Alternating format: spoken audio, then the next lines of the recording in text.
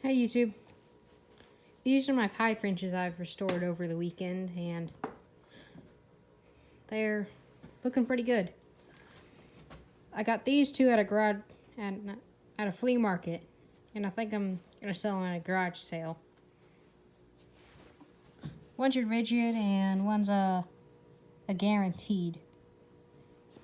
Don't know guaranteed, but they're nice pipe wrenches. This one's a little bent. But I got them all nice and pretty. Maybe I can sell them for 10 or 15 bucks or something like that. Then I restored these. These were in my shop. They were all covered in rust when I got them. And decided to redo them.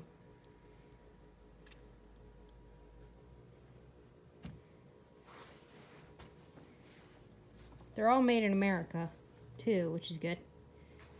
Means they should last a long time. I took the files to the teeth and got them all nice and sharp again.